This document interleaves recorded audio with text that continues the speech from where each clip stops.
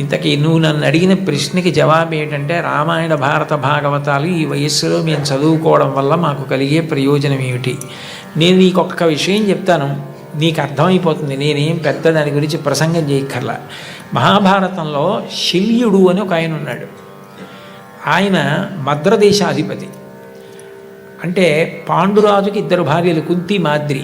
మాద్రికి సోదరుడు కాబట్టి నకుల సహదేవులకు మేనమామ.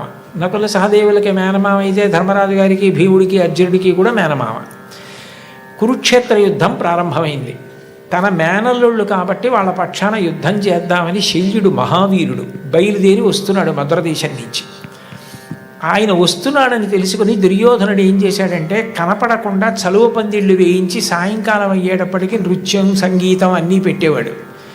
పొంగిపోయి ఇవన్నీ ధర్మరాజు చేస్తున్నాడు అనుకుని, ఓ రోజున ఎవరు చేస్తున్నారు? ధర్మరాజు గారే కదా, ఉన్నాడా, రమ్మనమన్నారు. అప్పటి వరకు కనపడకుండా దాక్కున్న దుర్యోధనుడు ఎదురుగుండా వచ్చి, మీరు మహానుభావుడు, మీరు వస్తుంటే మా పక్షాన యుద్ధం చేయాలా, మీకు ఇవన్నీ నేనే ఏర్పాటు చేశానన్నాడు. పొగిడేటప్పటికి పొంగిపోయాడు శల్యుడు. నీకేం కావాలి చెప్పు, చేసి పెడతానన్నాడు. మీరు మా పక్షాన యుద్ధం చేయండి అన్నాడు. తప్పకుండా చేస్తానన్నాడు. దేనికి బయలుదేరాడు?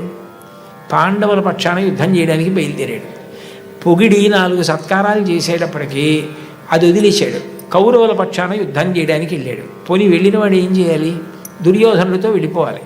తగుదునమ్మా అని ధర్మరాజు గారి దగ్గరికి వెళ్ళాడు. ఆయనకి తెలిసిన విద్య ఈయనకి తెలీదా? ఈయన కూడా పొగిడాడు. పొగిడి ఆయన్నో కుర్చీ వేసి కూర్చోబెట్టి తన కింద కూర్చొని నహుషోపాఖ్యానం చెప్పమన్నాడు. అంటే ధర్మరాజు గారంతటి వాడు కింద కూర్చుని వింటున్నాడు, నేను చెప్తున్నాను కదా అని నహుషోపాఖ్యానం చెప్పి పొంగిపోయి, ధర్మరాజా నీకేం కావాలి చెప్పన్నాడు.